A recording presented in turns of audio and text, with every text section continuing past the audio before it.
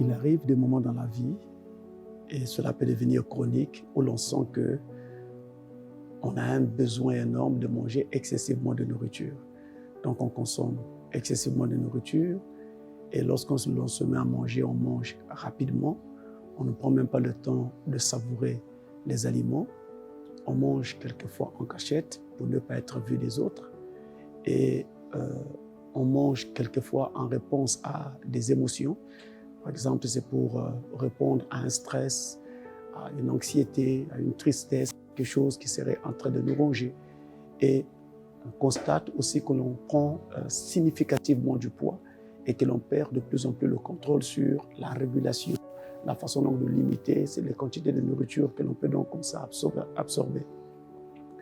Alors, et à la fin, on va se voir être vraiment gagné par une obsession. L'obsession donc de voir quel est le poids qu'on est en train de prendre, quelle est l'image que l'on a maintenant vis-à-vis des autres à cause des quantités énormes de nourriture que l'on prend. Il peut même s'en suivre un isolement social où on a maintenant honte des autres, on a honte de son poids, on a honte de ceci. Les problèmes de santé également peuvent intervenir, en l'occurrence un mal-être physique. On sent des douleurs à l'estomac, des ballonnements d'estomac, etc.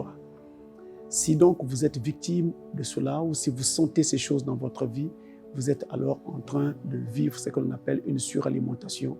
Vous faites des excès de table. Alors, ce sont des expressions qui passent très facilement en langue française, mais en réalité, dans le fond, il s'agit des esprits. Ce sont des esprits de démons qui amènent les gens à manger de la sorte et ainsi à se faire du mal par la nourriture qui était censée faire du bien à leur corps. Il s'agit donc ici des excès de table. Il s'agit d'une question de suralimentation. Alors, je voudrais ici nous inviter à voir que l'Éternel, notre Dieu qui nous a créés, ne prend pas plaisir à cela.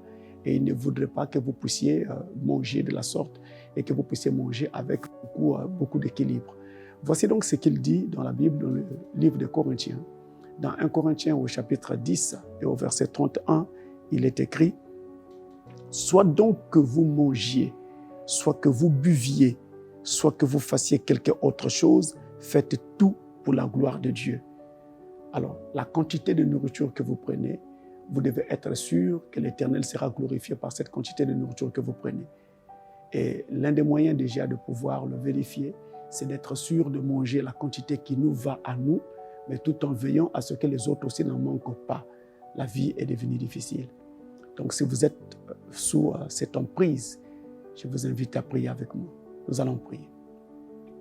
Notre Père bien-aimé, toi qui as fait l'homme, mais qui a aussi fait le pain de la terre.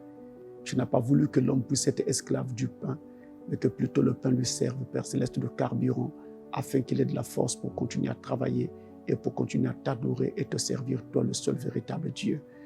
Ou que ce soit qu'un esprit de suralimentation est entré, ou que ce soit qu'un esprit d'excès de table est entré, ou que ce soit, Père Tout-Puissant, ou à l'occasion de fêtes, à l'occasion de quelques cérémonies, ou à l'occasion de quelques événements, les gens perdent leur contrôle et se mettent à manger de façon démesurée. Je prie, Seigneur, que ta miséricorde les en délivre au nom de Jésus-Christ, afin qu'ils restent chrétiens, qu'ils restent, ô Dieu, toujours en ayant en pensée l'honneur et la gloire qui doit être rendue à Dieu.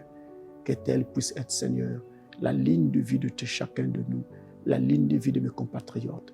J'ai recommandé chacun entre tes mains, au nom de Jésus-Christ, le Fils de Dieu. Amen. Shalom chez vous.